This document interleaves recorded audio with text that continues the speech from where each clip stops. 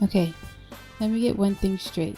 This is my first video essay. I'm gonna mess up somewhere. The editing is gonna be atrocious, and though I wrote out a script beforehand, after researching this topic, I may have gotten a thing wrong here or there. If I did, please correct me if I'm wrong and point me in the right direction. Thank you for your understanding and please bear with me, but I hope you learned something from this boring video of mine. This video was inspired by a Verge article I read back last summer when the BTS World game was fairly new. It came out last year to general fanfare and anticipation for many armies, the name of BTS's fandom, after a couple of years or so of raiding. For those unfamiliar with the game, the basic plotline follows the protagonist as she unwittingly travels back in time from 2019 to 2012, before BTS has even met or even been recruited to Big Hit, the entertainment agencies the boys are contracted under. The protagonist is forced into the role of a Big Hit manager and takes it upon herself to find and recruit the boys to the agency before finally prepping them up for debut, with plenty of troubles and struggles along the way, though there are plenty of heartfelt and fluffy moments to fangirl over sprinkled here and there as well. So, the basic plotline is fairly straightforward, right? For fans of BTS, it's a very tantalizing, exciting opportunity to manage your faves and bond with them in a way that most can only dream of. And even if you aren't a fan of BTS, it's kind of an interesting topic to explore managing an idol group, though it's more of a story-based game than a typical management game, but I digress. However, some of the reviews and issues surrounding the game dampens the experience and provides a bit of food for thought. For instance, the Verge article I mentioned before introduces us to an important theme found throughout the game: parasocial relationships. The definition of parasocial relationships is offered by the author of the article as follows. The term refers to a feeling of closeness, usually between the fan and a celebrity. The fan observes the celebrity through entertainment, social media, and so on, and feels as if they know them, despite seeing only a distorted fragment which is never the same as knowing someone personally. The celebrity, of course, usually has no idea they even exist.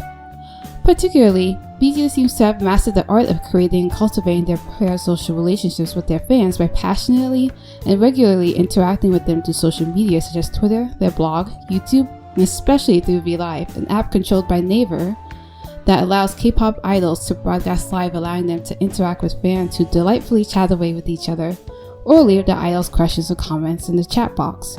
Of course, BTS isn't the only K-pop group to do this, but they managed to grow a large fan base who, despite their massive size, feel as close to the boys and other fans as if they were one big happy family.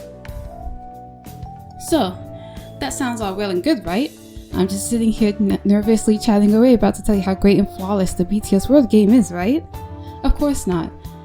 I was inspired to write this up based on the Verge article and my own experiences with the game.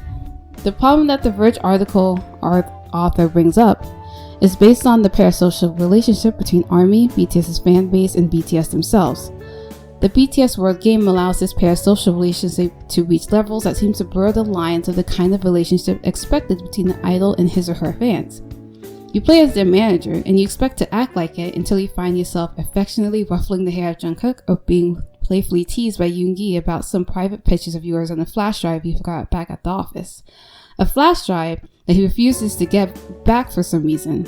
Interactions like this are in between receiving phone or video calls and texts from the boys that are awfully suspicious of crossing the border into flirtation. Then we have another game mode called Another Story, which features the members in an alternate universe where they aren't BTS at all but are leading individual lives. Here the relationships are a bit more blurred. For example, BTS's leader RM is now an aspiring novelist in the middle of solving some sort of crime mystery, while the oldest member, Jin, is doing his best to rise as a hotelier.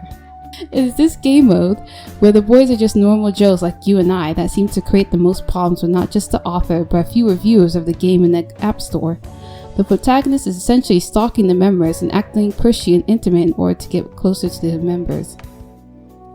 Honestly, I could see many fans acting this way if given the chance, because who wouldn't want to catch a glimpse or two of their faves before they got famous, or I guess in this case as normal citizens, and be able to befriend them as well, all the better. But for me, I found it uncomfortable playing through Another Story and through some parts of the main story too, as I felt this girl was overstepping her boundaries a bit too often.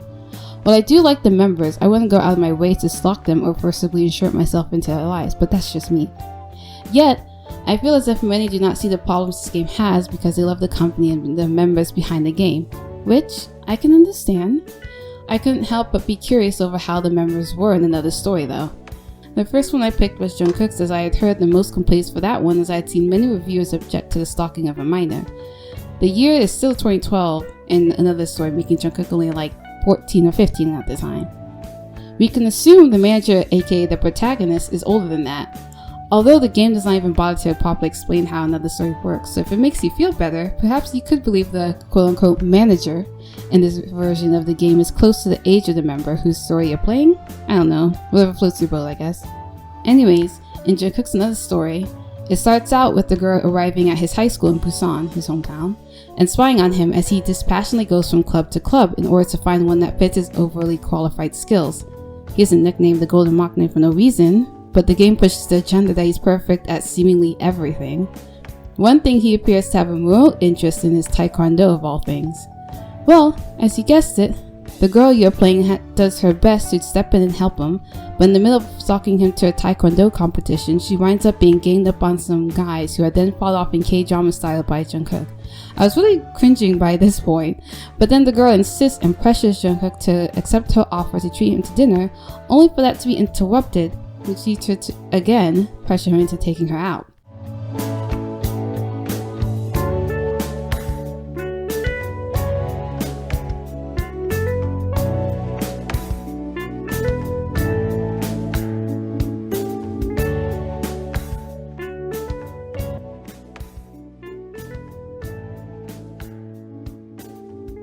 All the while, the poor dude clearly appears somewhat hesitant and unsure over her advances.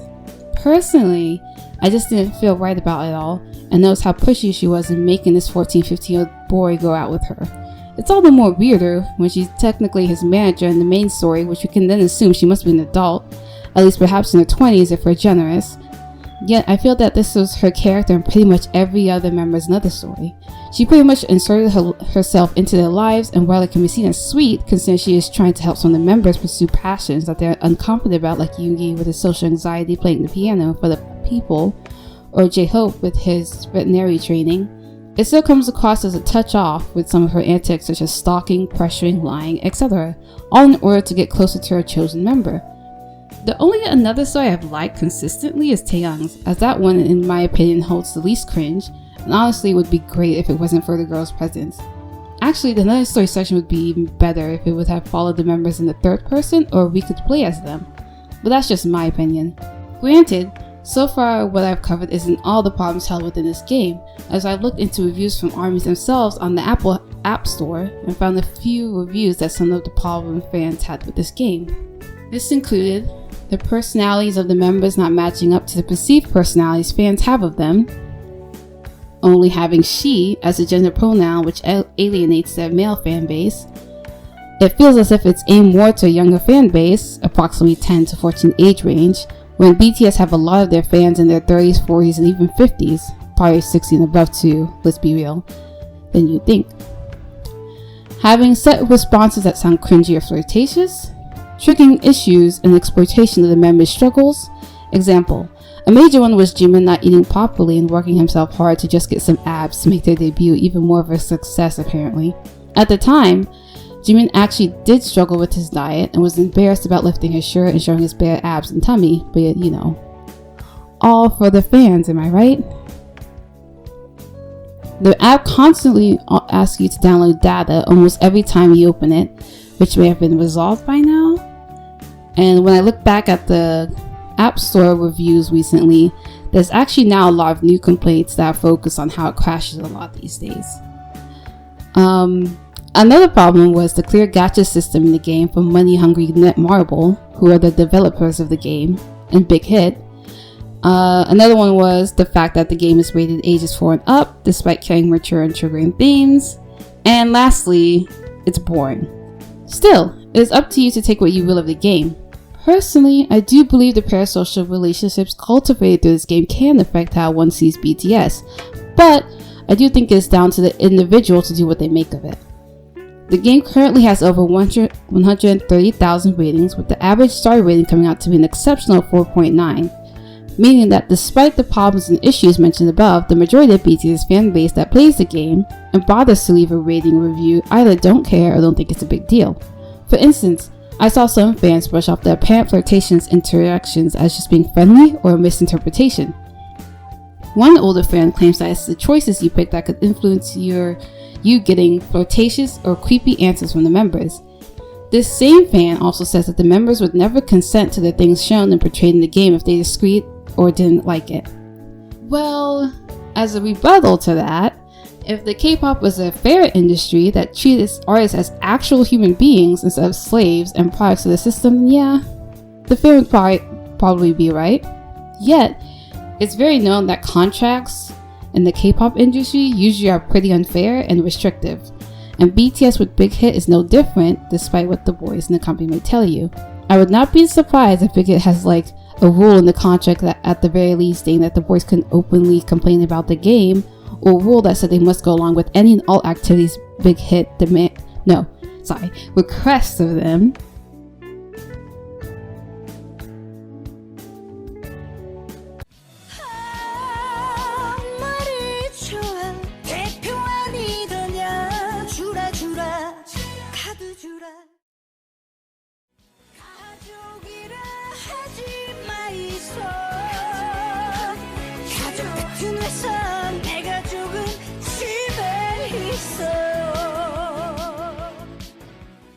It's not just a K-pop thing either.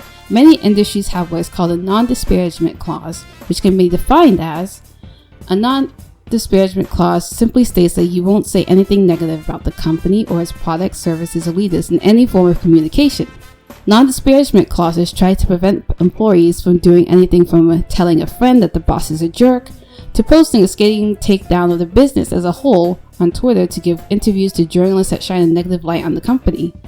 To be clear, disparagement is different from defamation, which one says bad things about somebody or something without any truth to it, unlike disparagement, which does include the truth, even if it is unfavorable. Taking this into account, I don't think it would be a stretch to say that the members of BTS are under some form of this clause, as Big Hit, like any company, vehemently wants to protect their image and assets.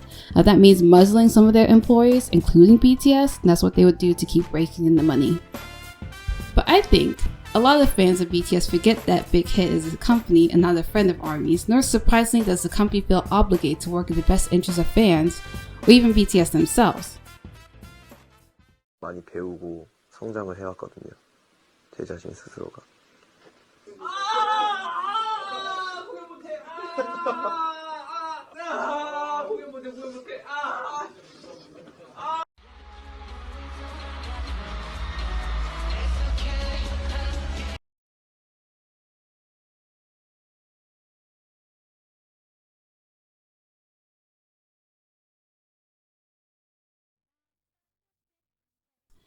In the end, it's about the amount of profit and attention they receive, and with BTS clock ticking down to their military departure, Big Hit wants to flood fans with new BTS content to keep fans busy and attached to BTS, even when the 7 are on hiatus or during their 2-year conscription.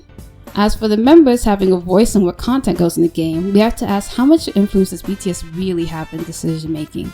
How much autonomy or independent decision making does BTS have without the influence of the company is most likely pretty minuscule, especially with how much they've blown up. Do you think it'd be the exact opposite? Which I naively thought as well before. But I think given how many eyes are on BTS these days, Big Hit probably feels more pressure than ever to make sure the boys carry quote-unquote squeaky clean images that don't fracture the carefully cultivated images the boys have built upon for nearly a decade at this point. This is definitely a very controversial take. I know a lot of ARMYs believe the boys are in total control considering how big they are, but the reality is usually always less sweeter than you think. For example, a hot topic issue regarding BTS was their Saudi Arabia concert last October. ARMY seems to have been divided on whether BTS should attend or not, considering many perceive Saudi Arabia and the Korean governments are using BTS as pawns to further their own agendas of looking good in the public eye, despite Saudi Arabia being a tightly controlled country that oppresses its women, sexual minorities, and is at war with Yemen. BTS being UNICEF ambassadors certainly doesn't help matters, but did BTS speak up about all that? Well, actually, yes. In an equally controversial Hollywood Reporter article about a week before their concert, RM, the leader of BTS, was quoted as saying, "I wouldn't say it was easy, but we were officially invited. It's been a while since we've performed in the Middle East. I guess the last time was 2015 in Dubai. With Jimin chiming in, to put it simply, if there's a place where people want to see us, we will go there. That's really how we feel. But Jesus, this article. I remember when it first came out, the people on my timeline on Twitter were in a mini uproar about it, while some defended BTS to the death and condemned the article and the writer who wrote it, who I will say is not a good person. On the other hand, there were some fans who were left not quite knowing how to feel. From what I saw on my end, I think BTS may have lost a few fans from this article, honestly, or at least left many disillusioned in their image, especially with another statement from RM being the very embodiment of this disillusionment. He says, as quote, BTS doesn't talk about big issues like war or peace, or global poverty or starvation or things like that, he says, shooting down the question. There are a lot of issues both in the United States and in Korea. I think the message is loving yourself as well as to look at the small things. In this quote, RM was responding to being asked about performing in America during a time of delicate political upheaval. But back to the man at hand, we can't be 100% how much autonomy is given to BTS, but we can guess based on close observation at being a more informed consumer that's probably not that much. Because at this point, BTS is a brand that their company must tightly control and package up prettily to continue to appeal to fans, the consumers, who in turn continue to support the boys no matter what happens. Whether that be something, a scandalous Hollywood Reporter article, or a dating scandal,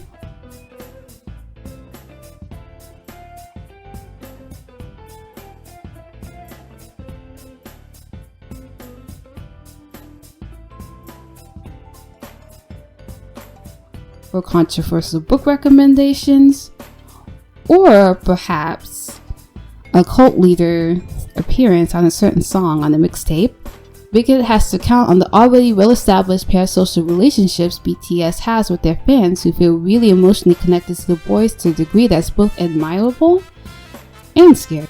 Personally, I don't find anything necessarily wrong with a fan-idol parasocial relationship to a certain degree. Let me repeat.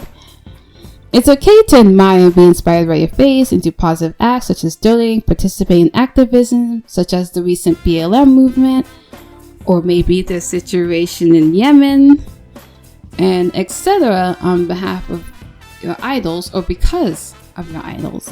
But I think it's best to recognize the limits to such a relationship.